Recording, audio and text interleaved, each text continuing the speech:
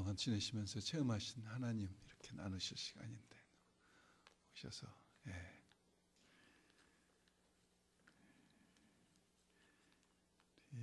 조연 목사님 네 분 이렇게 같이 오셔서 너무 반갑고 감사합니다. 우리 다 함께 일어나셔서 없으시면은 우리 야고보서 4장 11절부터 17절까지 13절부터 17절까지 말씀 같이 합독하고 서로 우리 환영하고 축복하겠습니다. 13절부터 17절까지 말씀입니다. 우리 같이 합독합니다. 들으라 너희 중에 말하기를 오늘이나 내일이나 우리가 아무 도시에 가서 거기서 1년을 유하며 장사하여 일을 보리라 하는 자들아, 내일 일을 너희가 알지 못하는도다. 너희 생명이 무엇이뇨? 너희는 잠깐 보이다가 없어지는 안개니라. 너희가 도리어 말하기를 주의 뜻이면 우리가 살기도 하고 이것저것을 하리라 할 것이거늘 이제 너희가 허탄한 자랑을 자랑하니 이러한 자랑은 다 악한 것이라. 이러므로 사람이 선을 행할 줄 알고도 행치 아니하면 죄니라. 아멘. 우리 같이 우리 서로 교제하고 인사하고 환영하겠습니다.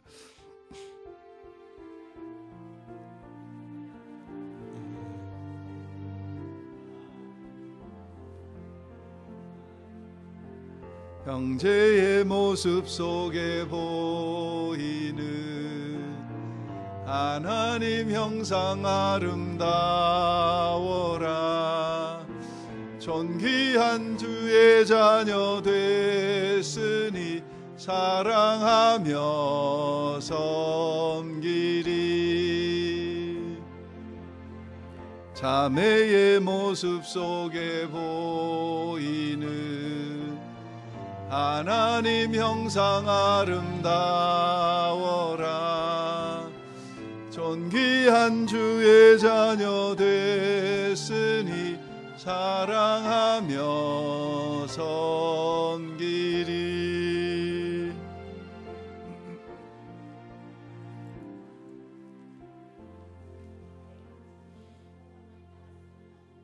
우리 예미령 자매님, 우리 올리버 데리고 앞으로 이렇게 나오세요. 예미령 자매님, 올리버 데리고 이 앞으로 나오시라고. 우리가 같이 축복하고 제가 대표로 같이 기도할 때 여러분들 같이 축복하는 마음으로 올리버가 지금 몇 주 됐죠? 3주? 내일이 돼야지 3주 됐는데 교회 욕심이 많으셔가지고 할머니 욕심으로 올리버 데리고 나왔어요. 그래서 아빠인 에릭하고 엄마인 제스민을 믿음을 주셔서 믿음으로 이 올리버의 부모의 직분을 잘 감당하도록 위해서 이 시간 우리 같이 손을 들어서 축복하고 올리버를 축복하고 부모를 이 에릭하고 또 우리 제스민 그리고 우리 할머니 되시는 예미령 자매님을 축복해 주셔서 사람의 지혜로 키우지 않고 하나님의 뜻대로 키우게 해주시라고 이 시간 통성으로 같이 축복하고 제가 마치는 기도하겠습니다. 할렐루야. 아버지 하나님 감사합니다. 예수의 이름으로 손을 들어서 우리 귀한 생명의 주인 되신 하나님을 찬양하며 아버지 하나님 올리버를 예수의 이름으로 축복하며 기도합니다.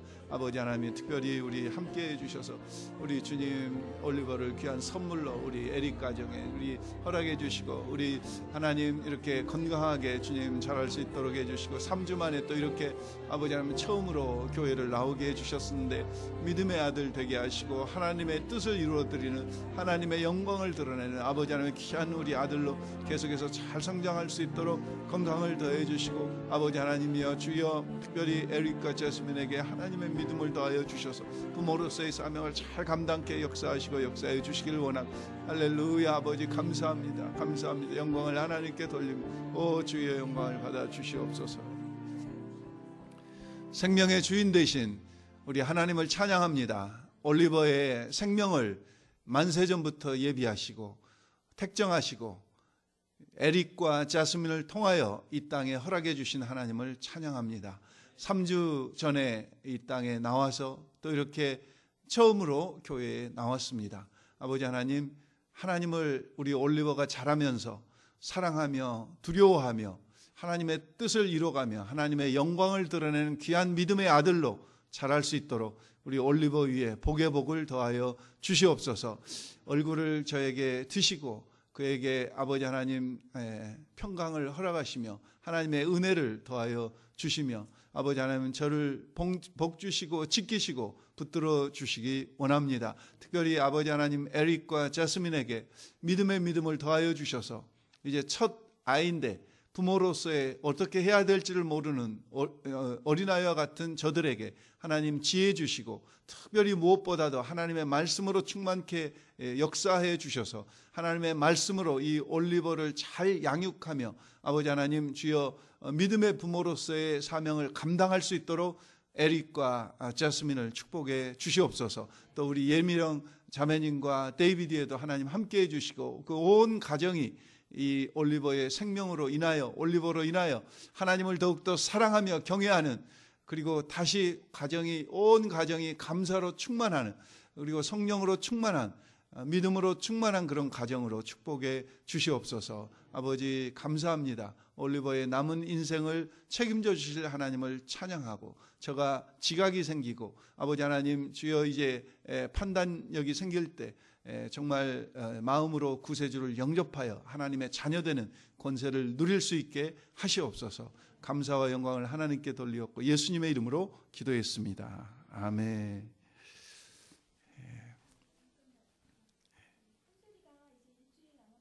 예. 예.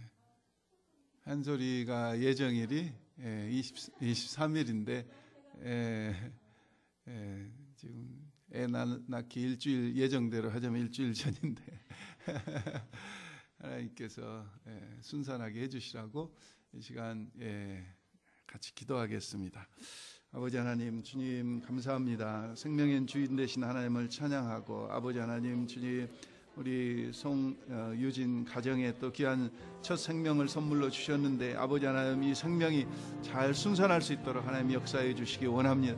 할렐루야. 아버지 하나님 주님 태교가 말씀으로 끝까지 잘 이루어지게 하시고 아버지 하나님 주님 순산할 수 있도록 그 때와 아버지 하나님 모든 과정과 절차에 하나님 간섭하시고 역사하셔서 하나님의 영광을 드러내시고 하나님의 뜻을 이루시옵소서. 역사하신 하나님을 감사합니다.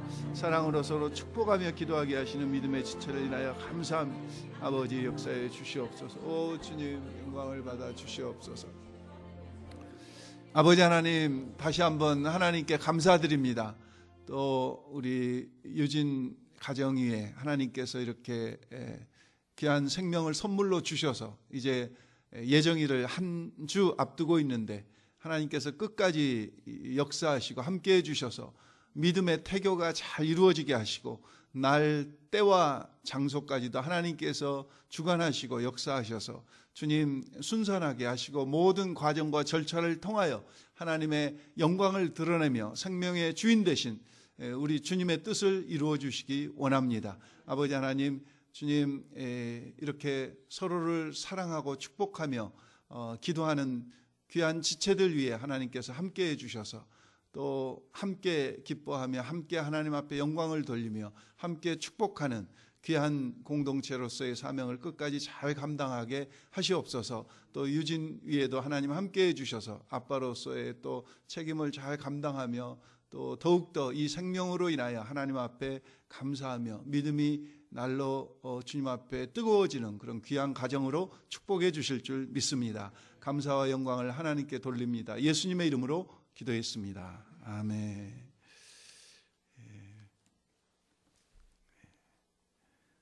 우리 올리버가 잘 자네요.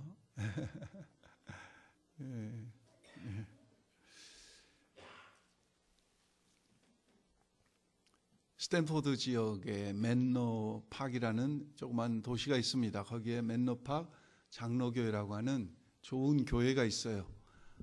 거기 목사님이 존 아트버그라고 하는 아주 귀한 목사님인데 그 목사님이 지으신 책도 한국말로 몇 권 번역된 것도 있어요. 우리는 만나면 힘이 납니다. 그런 책도 쓰시고 이 칩 잉그램 목사님도 귀한 목사님이지만은 이 존 아트버그 목사님도 아주 귀한 분이세요.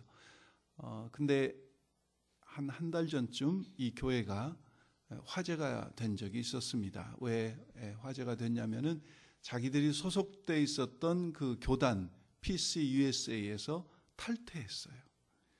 탈퇴했어요. 근데 그 탈퇴하면은 돈을 교단에 많이 줘야 돼요. 그 PC USA 그 교단 내에서는 아마 이 교회가 처음 시작할 때 1880년대 후반에 시작했으니까 100년 이상 된 교회예요. 근데 건물을 살 때 아마 교단에서 이렇게 지원금을 받았는지 900만 불 이상 교단에게 탈퇴하려면 돈을 줘야 돼요. 근데 900만 불 돈을 주고도 탈퇴하겠다고 그래서 탈퇴했어요. 그 이유는 이야기를 공식적으로는 하지 않습니다. 왜냐하면은 법에 저촉될 수 있으니까. 특별히 이 지역에 그러니까. 근데 내면적인 이유는 PCUSA 교단에서 동성연애자들을 목회자로 세우는 것에 동의할 수 없다 우리는. 근데 우리 동성연애가 잘못이다 이렇게 이야기하거나 지금 그러면 캘리포니아 법에 걸리게 돼 있지 않습니까? 그러니까 그걸 굳이 이유로는 안 들었지만은 900만 불 주고라도 탈퇴하겠다 해서 탈퇴해서 많은 사람들에게 신선한 충격을 주었어요. 그 교회는 한 교인 멤버십이 한 3,000명 조금 못 되는 제법 사이즈가 있는 교회입니다. 우리가 잘 알듯이 부시 정권 때 국무부 장관이었던 그 콘돌리자 라이스 장관도 그 교회 멤버고 여러 귀한 분들이 많이 나가셔요. 오늘 설교하고 관계없지만은 또 우리 지역에 있는 뉴스이기 때문에 여러분들과 나눴습니다. 이솝의 우화 중에서 여러분들이 잘 아시는 이 하늘을 난 개구리의 이야기를 여러분들 잘 아실 거예요. 개구리가 연못에 있다가 보니까 이 학들이 날아와서 하늘을 훨훨 나르면서 오기도 하고 가기도 하고 그러는데 개구리들이 그 학들이 나는 모습에 너무 황홀한 거예요. 근데 그 중에 어떤 한 개구리가 아이디어가 떠올라서 학에게 한 마리에게 부탁을 하는 거예요. 내 부탁을 좀 들어주겠냐? 그래, 들어주겠다. 다른 게 아니고 내가 이 막대기를 하나 줄 테니까 이 막대기 끝머리를 네가 좀 물고 하늘을 나르면은 내가 그 다른 쪽 막대기 끝머리를 물고 나도 같이 하늘을 좀 나르고 싶다. 그렇게 해주겠냐? 그랬더니 학이 그렇게 해주겠다고 해서 드디어 하늘을 쫙 나는 겁니다.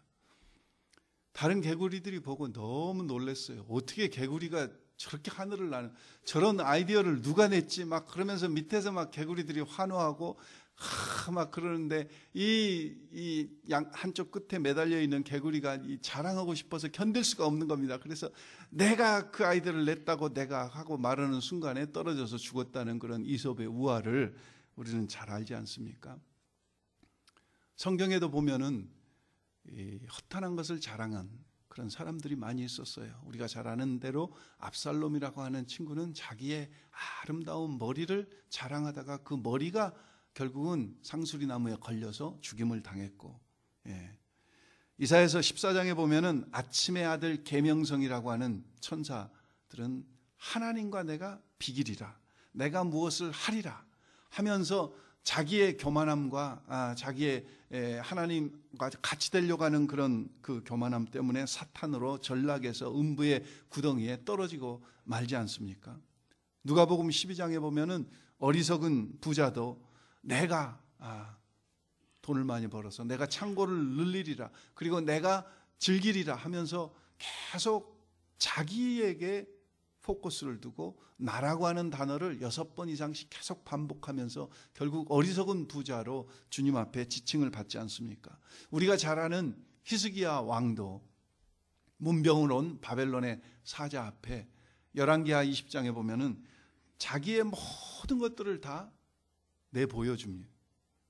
보물고에 든 금은과 향품과 기름과 군기고와 내탕고라고 하는 것은 왕궁의 재정 상태를 드러내는 모든 재산, 거기를 다 보여줘요. 성경에 보면은 안 보여준 게 하나도 없었다고 그랬습니다. 자랑했습니다. 하나님께서 이사야 선지자를 통해서 히스기야 왕에게 뭐라고 이야기합니까? 네가 자랑한 그것이 하나도 빠짐없이 바벨론으로 다 옮겨지리라. 그 말씀대로 다 이루어졌어요.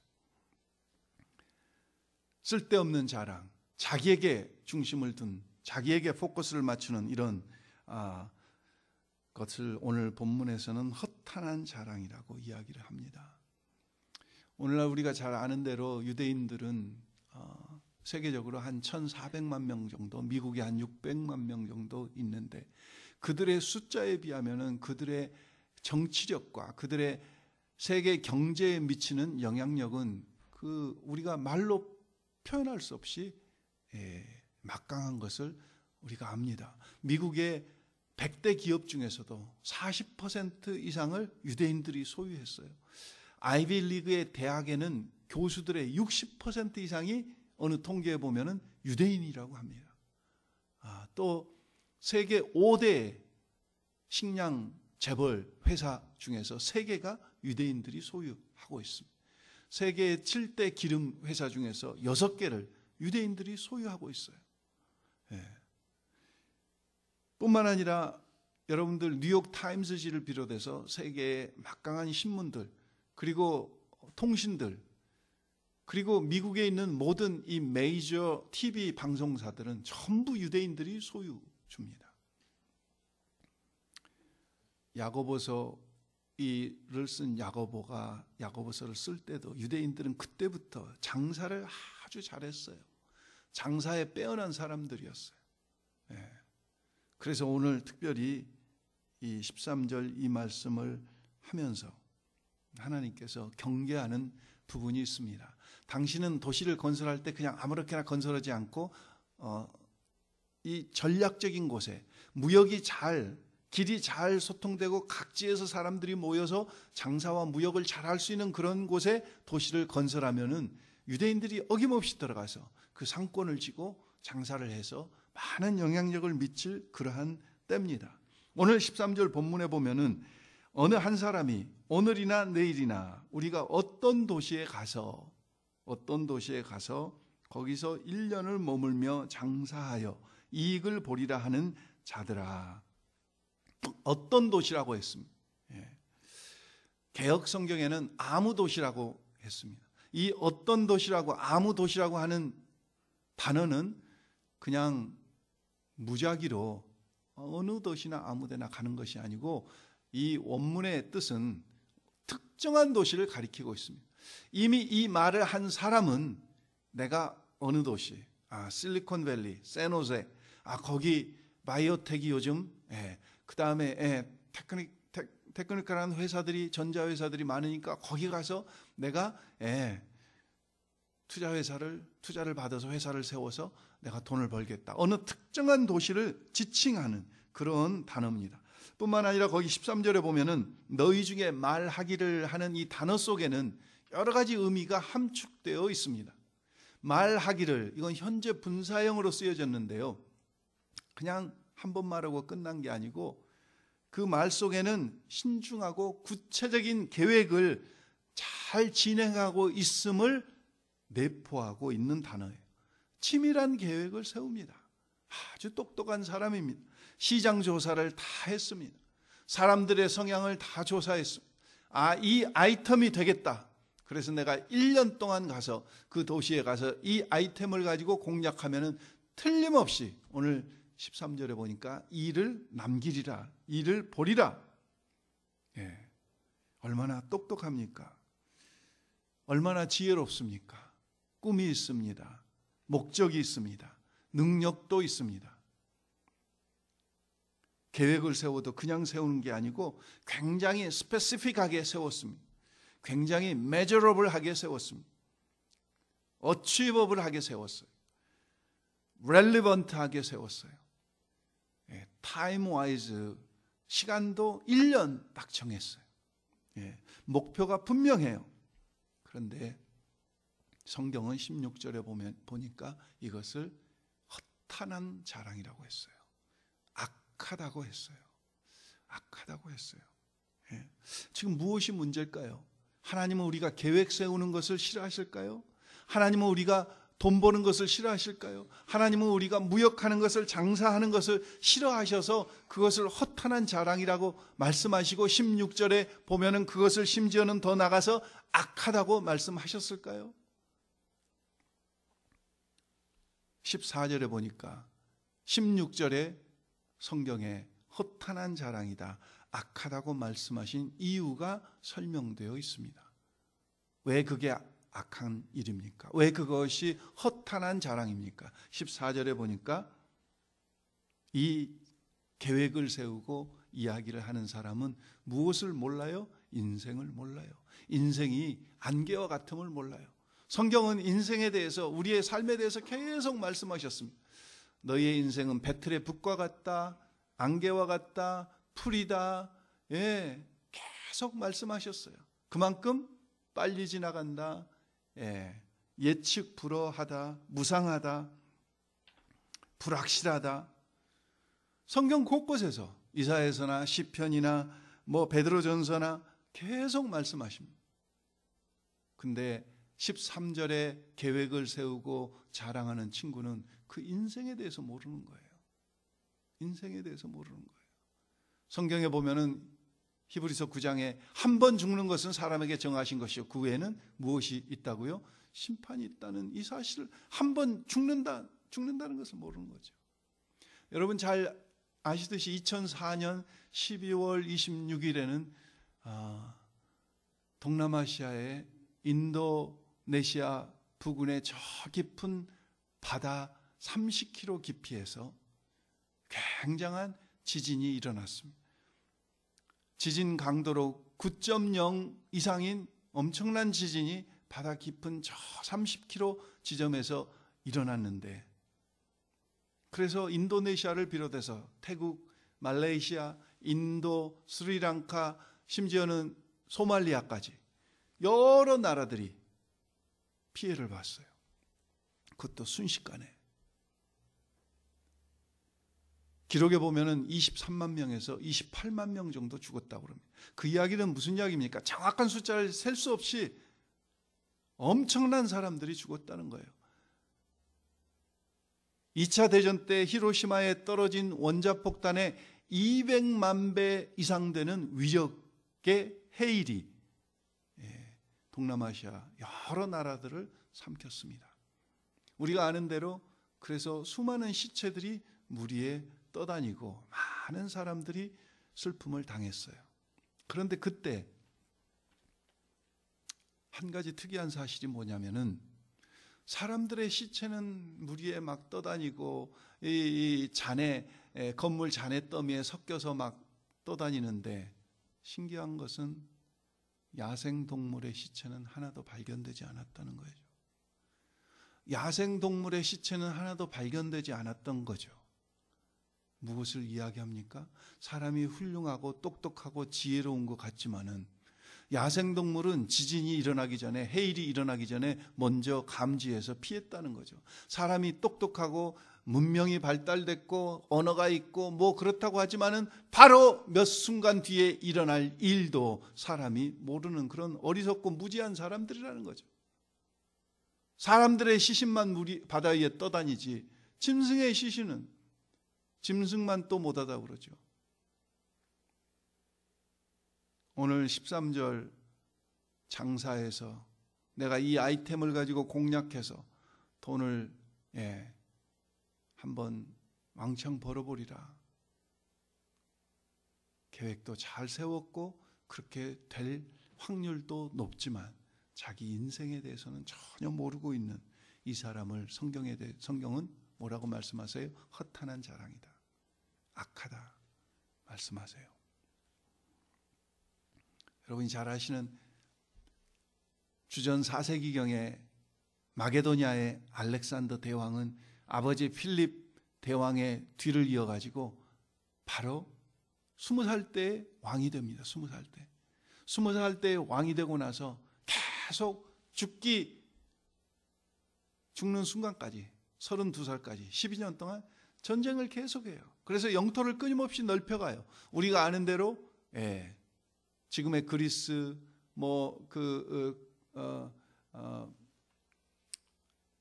옛날 체코슬로바키아 그쪽 반도, 터키, 그 다음에 그 이란, 이라크, 그리고 북아프리카, 이 중동은 말할 것도 없고, 그리고 동쪽으로 파키스탄, 아프가니스탄, 이 중국의 일부까지 엄청난 많은 땅들을 넓혀갔습니다. 그런데 우리가 알듯이 이 알렉산더 대왕은 32살 때 갑자기 죽습니다. 인도와 전쟁을 치르고 나서 처음 코끼리 떼를 몰고 나와서 전차 싸움을 하는 사람들을 처음 경험해보고 굉장한 충격을 받은 거예요. 그래서 동쪽의 경계는 이 파키스탄에, 인도에 막히게 돼요. 그래서 그 다음으로 눈을 돌린 게 아라비아, 사우디아라비아 쪽으로 내려가서 아라비아를 평정해야 되겠다. 계획을 세운다가 바로 전쟁터에서 그는 12일 동안 꼼짝하지 못하고 급사해서 죽고 맙니다. 그리고 나라는 여러 조각이 나서 다 깨어지고 말아요. 알렉산더 대왕의 죽음에 대해서는 두 가지 설이 있습니다. 역사학자들에 따라서. 똑같이 12일 동안 급사했다. 그것은 똑같은데 그 사망의 원인에 대해서는 두 가지 설이 있어요. 첫 번째 설은 모기에 물려서 말라리아 때문에 열병에 걸려서 죽었다.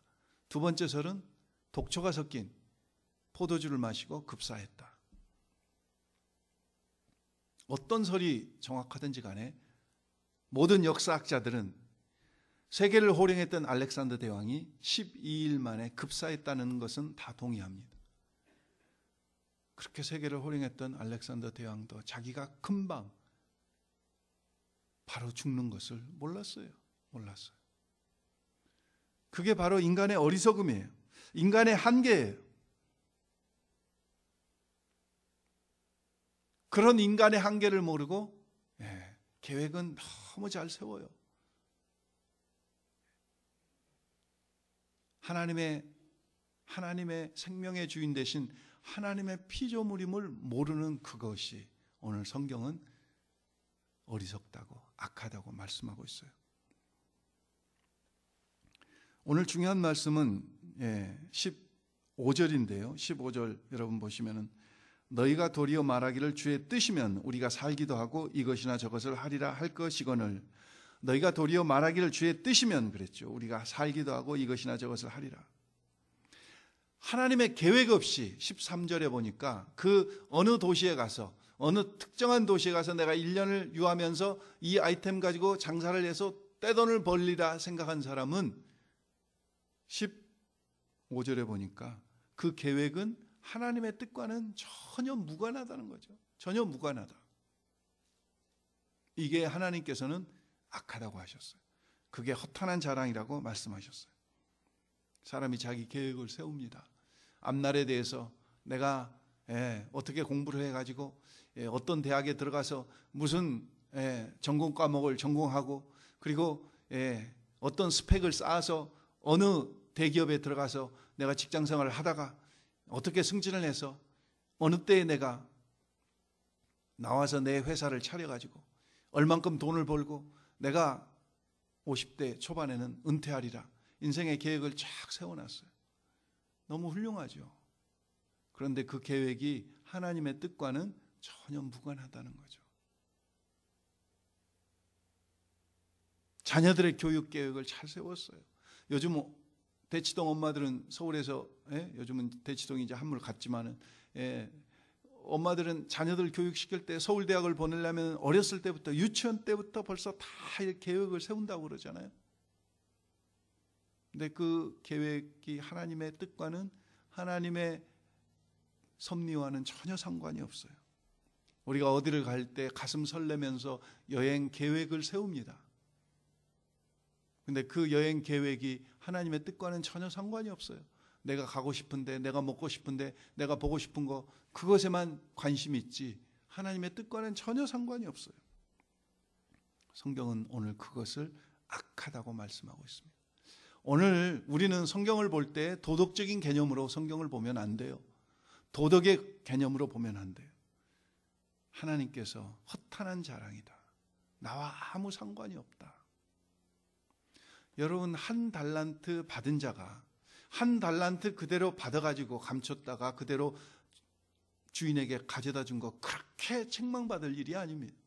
그런데 돌아온 주인은, 예수님의 예화에 보면은 돌아온 주인은 그 한 달란트 받았던 종을 향해서 뭐라고 이야기합니까? 이 악하고 게으른 종아 책망하십니다. 보통 사람들의 눈에는 그게 악한 게 아니에요. 근데 주인은, 예수님은 그것을 악하다고 말씀하세요. 주인이 한 달란트를 주고 주인이 두 달란트를 주고 주인이 5달란트를 주었을 때는 주인의 뜻이 있어요. 주인이 원함이 있어요. 주인이 주신 사명이 있어요. 그런데 그 사명과 하나님의 뜻과 주인의 뜻과는 전혀 상관없이 자기 마음대로 땅에 묻었다가 그냥 가져왔어요. 주인의 뜻과 상관없는 것 악하다고 그랬어요. 19세기의 러시아에 고골리라고 하는, 니콜라이 고골리라고 하는 러시아 작가가 쓴 외투라고 하는 단편 소설이 있습니다. The Overcoat라고 하는 단편 소설이 있어요. 지금이나 그때나 러시아 사람들은 이 코트에 굉장히 많은 그 로망이 있었던 것 같아요. 제가 90년대에 러시아 구소련이 붕괴되고 러시아가 열리면서 90년대에 여러 번 그 하바롭스크 지역을 중심으로 교회를 개척하기 위해서 소련을 방문했던 적이 있습니다. 그때 가서 보면은 이 러시아 사람들이 어디 직장을 잡을 데가 없어요. 나라는 개방이 됐고 이제 나라는 붕괴됐는데, 그래서 아침에 보면은 긴 줄을 섭니다. 빵을 한쪽 사려고. 빵가게 앞에 긴 줄을 서요. 아침부터 또 싸워요. 시끄러워요. 그래 보면은 누가 새치기 했다는 거죠. 그래서 주로 보면은 남자들이 여자들에게 두들겨 맞는 장면을 아침부터 여러 번 봤어요. 예. 그렇게 못 살던 때예요. 그래서 좋은 직장이 뭐냐면은 외국인과 접촉이 돼가지고 연결이 돼가지고 외국인 경영하는 회사나 외국인의 통역으로 일하면서 한 달에 100불이나 150불 받으면은 굉장한, 그때 자기들에게는 굉장한 그런 그 꿈이었어요. 그런 자리가. 그래서 한번 그런 자매를 만나가지고 물어봤습니다. 그렇게 받아가지고 당신들 앞으로의 꿈이 뭐냐, 뭘 하고 싶냐. 그러니까 그 한 달에 100불, 150불 받는 그 월급을 가지고 전략해가지고 1년, 2년 모아가지고 자기 꿈은 멋있는 코트를 하나 사는 게 꿈이래요. 그래서 그 코트가 얼마냐 물어보니까 이게 전부 수입산이에요. 터키나 어디 다른 나라에서, 유럽에서 전부 수입되는 코트인데 800불에서 2000불, 굉장히 비싸요. 그러니까 자기 월급 한 150불 받아서 그걸 세이브해서 1년 이상, 2년 뭐 이렇게 모아야지 하나 코트를 사는 거예요. 여러분, 그렇게 해서 코트를 하나 딱 사면은 그 코트가 어떻겠어요? 그냥 가만히 집에 딱 모셔놓고 싶겠어요? 그걸 입고 길에 자랑하고. 그러니까 길에 나가보면은 멋있는 코트를 입은 사람들이 정말 그 닥터 지바고 영화에 나오는 것 같이, 닥터 지바고는 캐나다에서 찍었지만 러시아도 아니지만 아무튼 그런 그 모습이 그 막 현장에 눈에 딱 보이는 거예요. 겨울에 그냥 쫙 눈이 있는데 여자들은 애를 슬레드에다가 탁 누워가지고 끈으로 탁 끌고 가면서 눈길을 걸어가는 그 장면을 한번 생각해 보세요. 긴 그 털코트를 멋있게 탁 입고 부츠를 신고 걸어가요. 한편의 어디 영화 장면 같이. 근데 이 고골리가 쓴 외투도 그런 거예요. 이 러시아 사람들이 날씨가 추우니까 이 코트에 대한 로망이 남자나 여자나 있었던 모양이에요. 말단 관리로, 공무원으로 일하던 아카기예비치라고 하는 이 주인공이 자기도 어떻게 하면 돈을 좀 세이브해가지고 자기의 꿈인 멋있는 수입산 코트를 한 벌 사 입는 게 꿈이었어요. 그래서 몇 년 고생을 해가지고 공무원 생활을 말단으로 하면서 드디어 돈을 모았어요. 그래서 코트를 샀어요. 그리고 멋있게 사람들에게 자랑하고. 그런데 그 이튿날 노상 강도를 만나서 그 코트를 빼앗겨 버린 거예요. 이 아카키에 비치는 주인공은 어떠했겠어요? 자기의 꿈이고 자기가 정말 이게 액땜도 못했는데 겨우 하루 사가지고 잠깐 입었는데 노상강도에게 뺏기고 보니까 정말 우리말로 하면은 눈이 뒤집힐 정도가 됐겠죠. 그래서 경찰서를 찾아가고 경찰서장을 찾아가고 모든 관련된 사람들을 찾아가서 그 내 코트를 이 도적질에 간 그 도둑놈을 잡아내라고 계속 닥달을 하고 막 계속 매일 찾아다닙니다.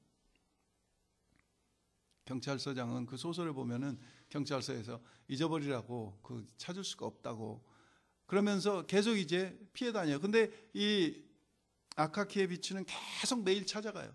나중에는 이 사람들이 막 피해 다닙니다. 그러다가 피해 다니다가 나중에는 찾아오는 사람을 막 이렇게 조롱해요. 그 코트 이제 찾지도 못하는데 그렇게 쫓아다니면 뭐가 되냐 하고 조롱하고 비웃고 그런 속에서 놀랍게도 이 주인공은 그게 충격이 돼가지고 시름시름 앓다가 죽어간다는 것이 그 코트라고 웨트라고 하는 소설의 단편 소설의 끝이에요. 도스토옙스키는 이 소설을 19세기 이후에 러시아의 모든 작가들이 다 영향을 받은 굉장한 소설로 그렇게 평가를 했어요. 이 소설을 통해서 우리에게 주는 그런 메시지가 있습니다. 주인공이 그 어떤 물건 하나에 아주 맺혀 있어가지고 그것 때문에 결국은 목숨까지 잃어버려요. 목숨까지 잃어버려요. 인간의 행복은 소유에 있는 것이 아니라 존재에 있다고 그러지 않습니까? 더 나아가서 하나님과의 관계에 있는 것 아니에요. 그런데 오늘 이 장사꾼은 장사는 잘하고 수완은 있고 능력은 있고 기술은 있고 보는 눈은 있었을지 모르지만 하나님과의 관계가 막혀 있는 거예요. 하나님의 뜻이 어디 있는지 하나님의 계획이 어디 있는지 전혀 모르는 거예요. 그래서 15절에 보면은 주의 뜻이면 우리가 이것도 하고 저것도 하리라 할 것이거늘. 여러분 저희 교회가 그 작지만은 숫자는 작지만은 그렇게 숫자적으로만 평가할 수 있는 그런 교회는 아니에요. 그래서 교회를 자랑할 때 흔히 우리가 세상적인 것 자랑하는 것은 별 의미가 없습니다. 우리 교회는 이러이러한 분들이 교인입니다 하고 이야기하는 것은 전혀 의미가 없어요. 오늘 우리 교인들을 통해서 하나님의 뜻이 이렇게 이루어져 가고 있습니다. 하나님의 말씀 앞에 이러이러한 변화가 이루어지고 있습니다. 이게 예수가 자랑돼야지 사람이 세상적인 어떤 배경이 자랑되는 것은 전혀 의미가 없어요. 전혀 의미가 없어요. 저희 운영위원회에서 집사님들에게 때때로 어떤 안건을 가지고 우리가 같이 기도합니다. 한 사람의 의견을 묻는 게 아니에요. 침례교회는 민주주의가 아닙니다. 그럼 장로교회는 무슨 당회 정치하니까 독재고 침례교회는 회중 정치하니까 민주주의입니까? 그게 아니에요. 침례교회를 잘 몰라서 하는 이야기예요. 그 사람 안에 있는 성령님을 통해서 하나님의 뜻이 무엇인가 그것을 확인하는 것이지 어느 한 분 한 분의 개인의 의견을 묻는 게 아니에요. 그 이슈에 대해서 그 문제에 대해서 내가 그러기 때문에 철저하게 하나님 앞에 기도하고 오늘 이 시대의 우리 교회를 향해서 이 문제에 대해서 하나님의 뜻이 무엇인가 기도하며 그 확인된 하나님의 뜻을 이야기하는 것이 그게 회의여야 되지. 내가 좋아하는 것, 내가 원하는 것, 내 생각을 이야기하는 것은 전혀 의미가 없어요. 전혀 의미가 없어요. 하나님의 뜻이 어디 있는가? 그래서 그 뜻이 확인되고 그 뜻을 이루어가는 것. 그게 교회와 세상의 로터리 클럽이나 시에라 클럽하고 다른 것이지. 오늘 우리가 모여서 똑같이 세상 사람들과 같이 내 생각과 내 주장을 이야기한다면 우리는 계속 싸울 수밖에 없어요.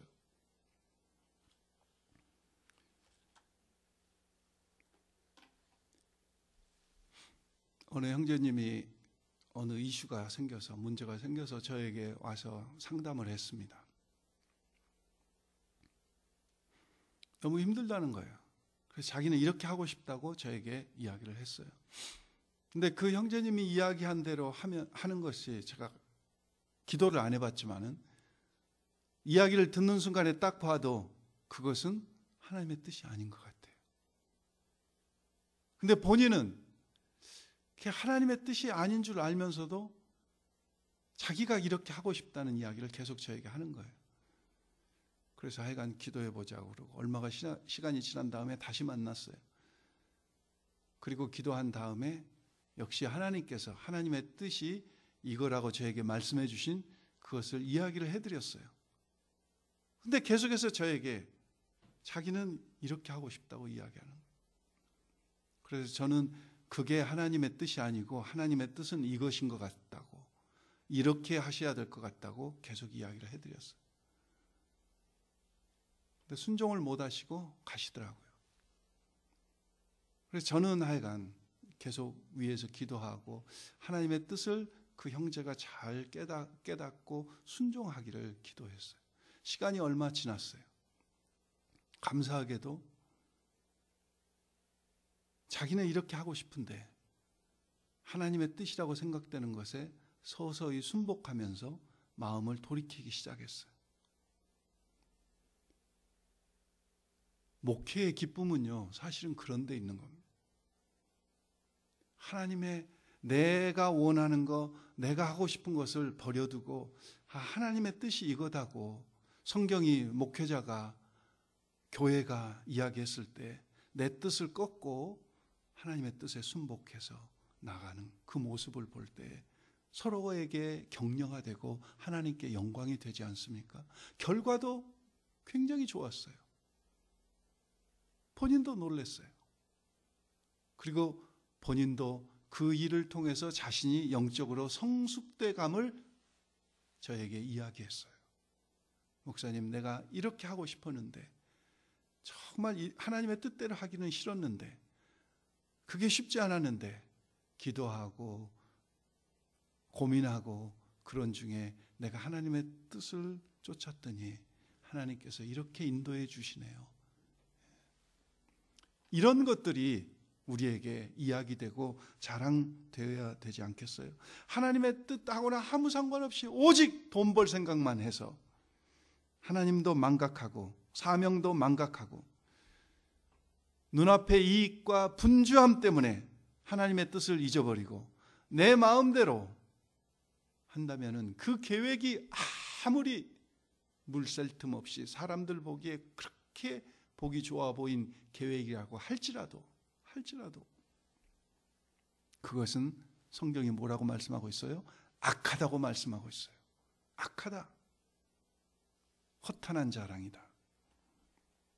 여러분, 바쁜 것이, 계획을 세우는 것이 문제가 아니라 그 바쁜 것과 계획을 세우는 것이 하나님의 뜻과는 전혀 상관이 없을 때 그게 문제라는 겁니다.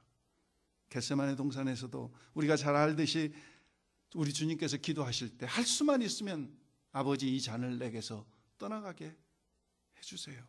그렇게 주님도 괴로우셨지만 그러나 기도를 어떻게 하셨어요? 그러나 내 뜻대로 마옵시고 아버지의 뜻대로 하세요. 하나님께 순복하며 굴복하며 내 뜻을 꺾고 고백하는 그런 기도를 드리지 않습니까? 여러분, 우리가 잘 아는 시편 127편, 하나님께서 성을 지키지 아니하시면 파수꾼의 경성함이 허사고 하나님께서 집을 세우지 아니하시면 세우는 자의 수고가 헛되다고 하시는 시편 127편을 여러분 기억하시죠? 그 시편을 누가 지은 시편입니까? 다윗이 아니라 솔로몬 왕이 지은 시편이에요. 솔로몬 왕. 자, 우리가 잘 아는 대로 솔로몬은 지혜가 있었습니다. 많은 재산을 누렸습니다. 많은 명예를 얻었습니다. 많은 쾌락을 누렸습니다. 그래서 처첩이 1000명이나 더 되는 그런 환경 속, 그런데 그런 것을 다 누려보고 나서, 그리고 그런 것을 경험하고 나서 솔로몬이 뭐라고 고백합니까? 그게 다 헛것이다는 거죠. 전도서에서 우리가 봤듯이 헛되고 헛되고 헛되니 없대다.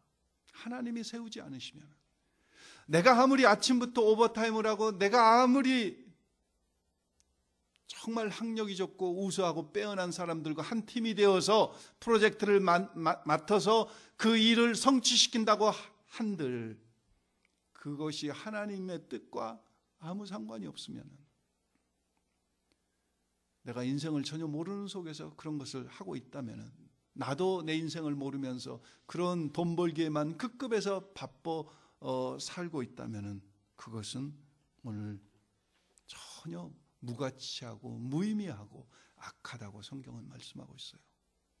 우리가 잘 아는 대로 사도 바울은 정말 모든 것을 배설물로 여긴다고 버렸습니다. 우리보다 훨씬 자랑할 것이 많은 사도 바울은 그리고 나서 사도 바울 서신서에서 저는 한 3군데밖에 못 찾았어요. 여러분들이 나중에 좀 더 찾아보세요. 사도 바울이 고백할 때마다 뭐라고 고백하는지 한번, 그 모든 것들을 배설물로 여긴 자의 고백이 어떤 고백이 계속 반복되는지 여러분들 한번 확인해 보세요. 맨 첫 번째 사도행전 18장 21절입니다. 같이 한번 읽을까요? 작별하여 가로되 만일 하나님의 뜻이면 너희에게 돌아오리라 하고 배를 타고 에베소를 떠나. 3차 전도여행 때 다시 에베소에 가서 얼마나 에베소에 많은 정이 들었고 그 피와 땀과 눈물을 에베소에서 쏟았습니까? 에베소 교인들도 사도 바울을 너무 사랑해서 우리랑 조금 더 같이 계세요. 우리랑 조금 더 있어 주세요. 그런데 그런 그들을 향해서 사도 바울이 뭐라고 고백하냐면, 만일 하나님의 무엇이면은 뜻이면 내가 가기도 하고 오기도 하리라. 가기도 하고 오기도 하리라. 하나님의 뜻이면, 내가 원하고 당신들이 원하고, 아니 나는 떠나고 싶은데 당신들이 원해서 내가 다시 있어야 되겠다, 그게 아니고 당신들이 그렇게 원하고 나도 원하지만 그러나 하나님의 뜻이 아니기 때문에 나는 지금은 떠나갑니다. 그러나 다음에 하나님의 뜻이면 다시 오겠습니다. 고린도전서 한번 4장도 볼까요? 고린도전서 4장 19절 같이 한번 읽겠습니다. 그러나 주께서 허락하시면 내가 너희에게 속히 나아가서 교만한 자의 말을 알아볼 것이 아니라 오직 그 능력을 알아보겠노니. 저기도 시작이 어떻게 됩니까? 그러나 주께서 허락하시면, 그러나 하나님의 뜻이면. 여러분들이 내가 지금 핑계대고 에베소에서 고린도 안 찾아온다고 나를 무시하고 그러지만은 당장이라도 내가 지금 찾아갈 수 있습니다. 하나님의 뜻이면, 하나님의 허락하시면. 그 조건이 있어요. 사실 고린도 교회의 문제와 그들의 반항을 들으면서 사도 바울은 당장에 달려가고 싶었을 거예요. 당장에 달려가서 야단을 치고 꾸짖고 그들을. 그러나 하나님의 뜻이 어디 있는지, 만일 하나님께서 허락하시면. 고린도전서 16장도 볼까요? 16장 17절입니다. 이제는 지나가는 길에 너희 보기를 원치 아니하노니 이는 주께서 만일 허락하시면 얼마 동안 너희와 함께 유하기를 바람이라. 만일 하나님의 뜻이면, 만일 하나님께서 허락하시면, 주께서 허락하시면, 하나님의 뜻에 대해서 너무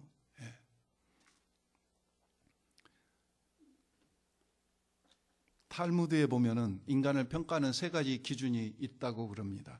윤성미 씨가 쓴 인문학이라고 하는 책에 보면은 탈무드의 사람을 평가할 때 이 3가지 것으로 유대인들은 사람을 평가한다. 첫 번째가 뭐냐면은 키소 그랬습니다. 키소. 히브리 말로 키소는 지갑이라는 뜻입니다. 돈 주머니. 그래서 키소는 뭐냐면은 그 사람이 돈을 어떻게 쓰는가를 보고 그 사람을 판단하는, 어떤 사람인 줄 판단하는 거죠. 여러분들의 체크북의 체크들이 어디에 돈이 많이 쓰여지고 있는가 보면 여러분들의 가치관을 알 수 있듯이 키소. 두 번째는 코소 그랬습니다. 코소. 코소라고 하는 단어는 술잔이라고 하는 뜻이라고 합니다. 술잔. 어디서 기쁨을 느끼는지, 어디서 즐거움을 찾는지, 여러분들이 기뻐하는 것, 여러분들이 즐거워하는 것을 보면은 여러분들이 어떤 사람인가 알 수 있다는 거죠. 코소, 키소, 키소, 코소. 3번째가 카소 그래서 카소라고 하는 뜻은 노여움이라고 하는 뜻입니다. 무엇에 분노하는가, 그리고 그 분노를 어떻게 처리하는가, 그걸 보면은 그 사람이 어떤 사람인 줄 알 수 있다. 탈무드는 이야기하고 있습니다. 굉장히 일리가 있는 이야기고 어떻게 보면은 그렇게 사람을 우리가 알아볼 수도 있을 겁니다. 그런데 더 나아가서 저는 그 기사를 읽으면서 코소, 카소, 키소, 코소, 카소도 중요하지만은 그거보다도 더 중요한 것은 뭐냐면은 지갑이나 쾌락이나 인내 이런 것도 중요하지만은 그거보다 더 중요한 것은 저 사람이 하나님의 뜻대로 사는가 아니면 내 마음대로 사는가. 내가 오고 싶으면 교회 오고 내가 예배 드리고 싶으면 드리고 내가 듣기 싫으면 드리지 않고 내가 성경 읽고 싶으면 내가 기도하고 싶으면 하고 내가 하고 싶은 대로 하는가 하나님의 뜻대로 사는가. 이게 훨씬 더 중요하다고 생각해요. 저는 하나님께서 원하시는 것을 하고 사느냐 아니면 내가 하고 싶은 것을 하고 사느냐. 제가 그래서 자녀 교육 시킬 때 여러분들에게 누누이 말씀드리죠. 애들에게 너 하고 싶은 대로 해. 너 하고 싶은 것 해. 학교 가서 전공을 정할 때 너 하고 싶은 대로. 굉장히 위험한 말씀이라고. 하나님의 뜻이 뭔지 기도해보고 해야 된다. 하나님의 뜻이 뭔지 기도해보고 해야 된다. 너 하고 싶은 대로 하면 안 된다. 네 마음대로 하면 안 된다. 그래서 진짜 지혜로운 자는 어떤 자가 지혜로울까요? 하나님의 계획을 나의 계획으로 삼는 자가 지혜로운 자인 줄 믿습니다. 내 계획을 하나님 앞에 들이대면서 하나님 들어주세요. 기도하지 않는 자보다는 나을지 모르지만 정말 지혜로운 자는 하나님의 뜻이 하나님의 계획이 어디에 있는가를 분별하여 그것을 내 것으로 하나님의 뜻 앞에 나를 굴복시키는 자야말로 가장 지혜로운 자인 줄 믿습니다. 잠언 19장 21절에 보면은 사람의 마음에는 많은 계획이 있어도 오직 여호와의 뜻이 완전히 서리라. 하나님께서는요, 저와 여러분 아니시더라도 얼마든지 하나님의 뜻을 이루어 가시는 분이 하나님이셔요. 하나님의 뜻은, 하나님의 계획은 순종한 자들을 통해서 오늘 또 이루어 가셔요. 반드시 이루셔요. 오직 이루셔요. 완전히 이루셔요. 그런데 우리가 그것을, 그 뜻을 바로 알고 그 뜻에 나를 굴복시킬 때, 그럴 때 돈을 벌 때 의미가 있고, 그 하나님의 뜻에 근거해서 내가 직장을 옮기고 승진을 하고 사람을 이리도 가고 저리도 가고 여기도 가고 저기도 가고 그럴 때 의미가 있는 거지. 내 마음대로 내 하고 싶은 대로 아무리 좋은 것을 했다고 할지라도 의미가 없는 거 아니에요. 잠언 16장 9절에 보면 사람이 마음으로 자기 길을 계획할지라도 그 걸음을 인도하시는 자는 여호와시라고 말씀하셨습니다. 자, 말씀을 정리하고 마칩니다. 17절 보십시오. 그러므로 사람이 선을 행할 줄 알고도 행하지 아니하면 뭐라고요? 죄라고 그랬습니다. 여기서 선은 뭘 이야기할까요? 아까 제가 말씀드렸죠? 도덕적인 개념의 선과 악이 아니라고. 여기서 말씀한 선은 하나님의 뜻을 이루는 거, 하나님의 사명대로 사는 거, 이게 선이에요. 다른 사람을 도와주고 구제하고 이게 선이 아니라고요. 지금 17절에 말씀하신 선은 구제하고 도와주라, 이걸 말씀하고 있는 게 아니에요. 하나님의 계획과 하나님의 뜻대로 하나님의 뜻을 잘 분별하여 그 뜻대로 순종하며 살아가는 것, 이게 선이라는 거죠. 선을 행하라. 하나님께서 주신 사명을 감당하라. 여러분 어디서 무엇을 하며 살 것인가도 중요하겠지만은 더 중요한 것은 어떻게 하나님의 뜻을 이루며 사명을 감당하며 살 것인가가 중요한 줄 믿습니다. 정말 사명대로 사는 자가 있고요, 내가 하고 싶은 대로 사는 자가 있고, 신앙생활을 하면서도 정말 하나님을 두려워하면서 하나님의 뜻을 구하면서 사명대로 살아가는 그런 저와 여러분이 될 수 있기를 주의 이름으로 축원합니다. 말씀을 마칩니다. 야고보서 4장은 경건을 이루어가는데 걸림돌에 대해서 말씀하시고 있습니다. 4장 1절부터 12절까지는 분쟁과 파당이 우리의 경건을 이루어가는데 아주 걸림돌이라는 거죠. 그 다음에 13절부터 17절은 하나님과 관계없이 자기 만족으로, 자기 계획으로, 자기 만족으로 살아가는 자들은 절대 경건을 이룰 수 없다는 것을 말씀하고 있어요. 13절이 어떻게 시작됩니까? 들으라, 그렇게 시작됐어요. 들으라, 순종하라. 우리는 성경이 짝이 없는 것이 없다고 그러죠. 성경을 자세히 살펴보라. 다 하나님의 말씀은 짝이 있다고 그러죠.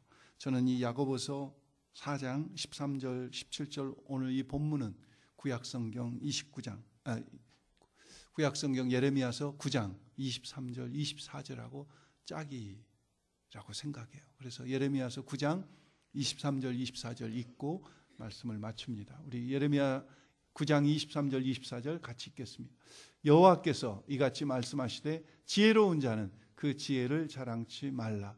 용사는 그 용맹을 자랑치 말라. 부자는 그 부함을 자랑치 말라. 자랑하는 자는 이것으로 자랑할지니 곧 명철하여 나를 아는 것과 나 여호와는 인애와 공평과 정직을 땅에 행하는 자인 줄 깨닫는 것이라. 나는 이 일을 기뻐하노라. 여호와의 말이니라. 기도하겠습니다. 좋으신 아버지 하나님, 저희가 계획은 하고 뭘 이루려고 하지만은 하나님의 뜻과 무관한 계획들은 다 도말되게 하시고 시작도 하지 않게 하시고 늘 하나님의 뜻을 구하며 우리의 유한한 인생 언젠가 하나님 앞에 다시 서야 될 날이 있다는 것을 기억하며 모든 일을 계획하고 감당해 나가는 저희들 되도록 하나님 인도해 주시옵소서. 허탄한 것을 자랑하지 않게 하시고 오직 예수 그리스도만 자랑하는 저희들 되게 하시옵소서. 고린도후서 10장에 보면은 자랑하는 자는 주 안에서 자랑하라고 하셨사온데 주 안에서 하나님의 뜻이 이루어지는 것을 자랑하게 하시고 하나님의 뜻에 굴복되는 것을 자랑하게 하시고 하나님께 순종하는 것을 자랑하는 저희들 되게 하시옵소서. 세상의 것들 자랑하지 않게 하시고 주님 정말 하나님이 말씀하신 하나님의 뜻과 무관하여 악한 자라고 지칭받는 일이 없도록 늘 하나님의 뜻에 민감하게 저희가 반응하며 하나님의 뜻을 구하는 저희들 되게 하시옵소서. 감사드리옵고 예수님의 이름으로 기도드렸사옵나이다. 아멘.